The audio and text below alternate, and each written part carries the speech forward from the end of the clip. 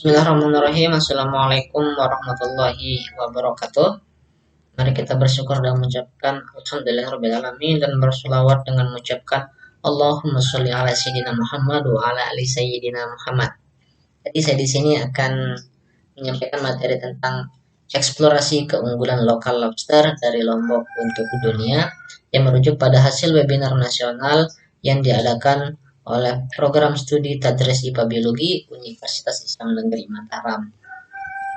Berdasarkan Peraturan Menteri Kelautan dan Perikanan Nomor 1 Tahun 2015, Nomor 56 Tahun 2016, dan Nomor 12 Tahun 2020 terdapat beberapa isu yang beredar di masyarakat, diantaranya lobster punah, sehingga harus dilakukan segala upaya untuk mencegah kepunahannya.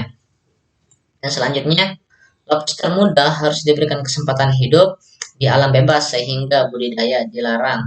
Selanjutnya, benih lobster muda akan berlimpah jika diberikan hidup di alam. Budidaya lobster merupakan budidaya yang sulit atau ruwet. Pada dasarnya semua jenis budidaya ruwet dan sulit. Nah, keberlanjutan dari Permen 2015, ini Permen 2016, mengatakan bahwa budidaya lobster merupakan musuh ekonomi pada dasarnya. Pada hakikatnya, mampu menjadi teman maupun sahabat dari ekonomi. Sedangkan pada Permen KP nomor 12 tahun 2020 tentang keberlanjutan sistem ekonomi telah diatur tentang tata kelola lobster, kepiting, dan ranjungan. Jadi di sini telah diatur tentang budidaya, pemasaran, dan lain sebagainya. Perbedaan budidaya lobster dengan budidaya yang lain. Yang pertama itu budidaya lobster tidak semata-mata budidaya protein seperti budidaya ikan, baik ikan mas, nila, lele, dan lain sebagainya. Terus selanjutnya tidak semata memberi makan pada orang lapar, melainkan lebih pada persepsi budidaya dolar, budidaya kebanggaan, harga diri. Budidaya lobster ini dikendalikan oleh budaya Cina, di mana pada Cina ada tradisi memakan udang naga atau lobster ini, serta sukses memberantas kemiskinan. Ini benar. Terus penyebab kepunahan lobster. Jadi lembaga yang mampu mengatakan suatu spesies itu punah itu adalah International Union Conservation of Nature atau IUCN. Namun IUCN tidak memasukkan lobster ke dalam daftar spesies yang punah, melainkan pada list concern, yakni resiko rendah untuk punah. Adapun penyebab kepunahan lobster adalah penangkapan induk, terutama penangkapan induk yang sedang bertelur. Biasanya para nelayan atau budidaya untuk mengkelabui petugas yang di lapangan, biasanya mereka mengkeruk telur-telur lobster agar bisa dipasarkan ke luar daerah, baik luar negeri maupun luar pulau. Dan selanjutnya terdapat dua jenis pola penyebaran benih lobster yang berasal dari lobster Spence grown yang berada di Selat Australia. Yang pertama itu pola source. Pola source ini merupakan pola dengan kemelimpahan benih rendah pada area yang luas. Nah, dengan korelasi kuat, ini dapat diketahui jumlah lobster tua dengan atau lobster dewasa dengan benih lobster. Nah, biasanya lokasi ini dijadikan sebagai sumber rekrutmen lobster dewasa dengan tingkat sintasan 0,1% atau dari 1.000 ekor benih lobster yang mampu bertahan hidup hanya 1 ekor.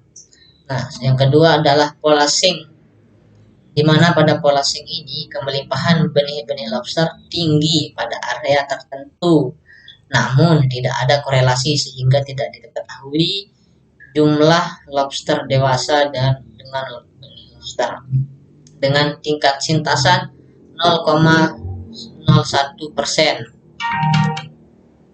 atau dapat dikatakan dari 10.000 ekor hanya mampu bertahan hidup 1 ekor saja. Pola sink terjadi karena dua faktor. Yang pertama, karena arus lokal, yakni terhempasnya benih-benih lobster dari lobster Spence grown yang berada di Selat Australia Australia ke daerah Polasing atau population. Yang kedua itu adalah lokal geografi. Faktor penentu peluang sukses investasi dan bisnis budidaya lobster Indonesia yang pertama itu iptek, ilmu pengetahuan dan teknologi yang akan berujung pada kemampuan pembudidaya untuk melakukan budidaya lobster. Yang kedua, efisiensi produk. Yang ketiga, pasar. Ini tersedianya pasar yang memadai dengan harga yang bersahabat. Dan selanjutnya, dinamika politik ekonomi dan kebijakan pemerintah. Ya, dimana kita ketahui negara kita dinamika politiknya maupun ekonomi masih cukup bergejolak. Peluang dan tantangan budidaya lobster ini. Yang pertama itu era transisi, dimana karena telah sempat stuck selama beberapa lama atau sempat berhenti beberapa lama, jadi ada masa transisi yaitu pemulihan kembali untuk penyesuaian masa-masa yang lalu untuk melakukan budidaya. Yang selanjutnya kinerja usaha pembesaran rendah. Selanjutnya masalah suplai pakan, rucah, non rucah, dan art buatan. Lebih memilih menangkap. Jadi biasanya para nelayan lebih memilih menangkap BBL, benih-benih lobster, karena lebih mudah untuk dijual dan lebih cepat menghasilkan uang. Yang selanjutnya kalah efisien dengan negara tetangga. Komponen pakan lobster terdapat 3 jenis komponen pakan lobster. Yang pertama itu moluska, krustasea, dan ikan rucah, di mana pada lobster yang masih sangat muda, masih kecil, masih berukuran lebih kecil dari jari atau seperti jari, masih lebih membutuhkan banyak pakan krustasea. Beda dengan halnya dengan yang sudah besar lebih dari ibu jari, biasanya lebih memilih untuk ikan rucah. Penyakit pada lobster budidaya itu ada 5 jenis penyakit. Yang pertama itu red body disease.